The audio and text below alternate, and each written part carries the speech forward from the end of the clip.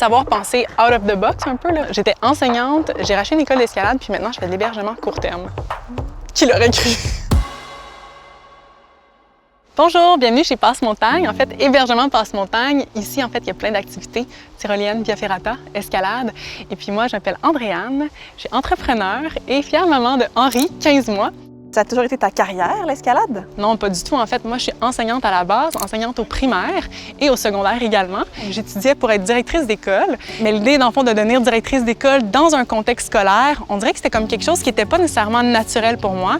Puis un jour, quand j'ai rencontré Paul Laperrière, qui est en fait l'instigateur de l'école d'escalade que j'ai rachetée, Passe-Montagne, on dirait que là, ça venait faire du sens de racheter une école d'escalade et de vivre de cette passion-là.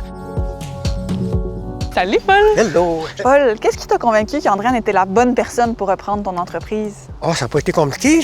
J'avais besoin d'une monitrice, puis Andréane, elle était disponible. Puis la première fois que j'ai vu Andréane, j'avais un groupe, puis pendant que j'allais faire l'inscription au chalet, Andréane avait organisé le groupe, mais au complet, c'était comme « Wow! OK! » Puis quand je lui ai parlé que moi, ça, je commençais à regarder pour revendre Passe-Montagne, bien là, c'est ça, elle a été intéressée. Puis comment ça s'est passé, la transition d'entreprise, le transfert? Ça a vraiment été facile, là.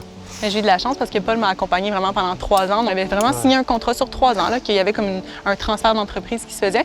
Puis j'ai vraiment trouvé ça super sain, puis sécurisant aussi quand on reprend une entreprise. Là, maintenant, c'est elle qui m'engage. Toi, Andréane, c'est quoi les défis que tu as rencontrés quand tu as repris l'entreprise? Mais c'est sûr qu'au début, l'équipe de Paul était un petit peu plus petite. Il y avait environ 5 personnes qui travaillaient pour Paul. On a formé vraiment une grande équipe. On était rendu à 15 moniteurs l'année 1, puis 20 l'année 2, puis on est rendu presque à 28. Donc, il fallait former notre équipe pour ça.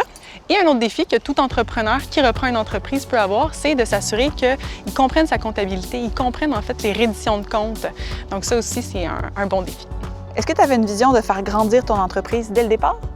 Non, parce qu'en fait, je voulais répondre à un besoin qui était celui d'héberger les enfants qui font des camps d'escalade avec Passe-Montagne. Donc, comment les enfants pouvaient rester ici et non retourner à la maison, donc faire 2 heures de route par jour pour les parents, ce qui faisait pas de sens pour moi. Donc, on a monté en fait 2 yourtes ici au Tir-au-Parc.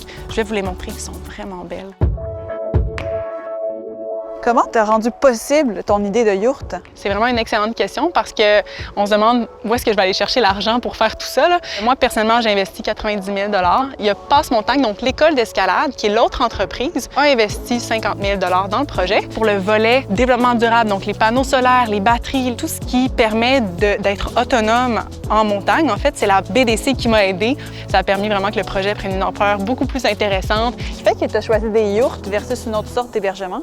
C'est vraiment proche des racines. En fait, même je ferai un petit parallèle avec mes racines autochtones. Je suis en attente d'avoir ma citoyenneté Wendat. Donc, c'est vraiment venu chercher une partie de moi qui était un peu enfouie, qui était un peu oubliée.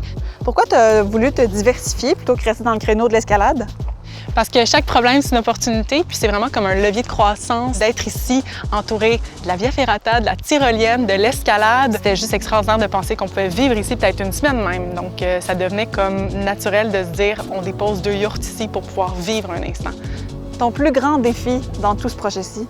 Ça a été la gestion d'un bébé parce que je suis nouvellement maman. Donc, avoir un bébé sur moi pendant le chantier, donc pendant le projet, être au téléphone, m'assurer que tous les besoins sont répondus, ça a été quand même un bon défi en tant que maman. Et réfléchir aussi à ce que je voulais, pas me laisser influencer par d'autres projets. Ça a été le meilleur conseil qu'on m'a donné. Ferme tes yeux, visualise ce que tu veux, pense vraiment à comment tu veux te sentir quand tu vas être là, puis crée-le. C'est ça que j'ai fait, puis sincèrement, ça a été mon secret. Fermer mes yeux, puis rêver un peu.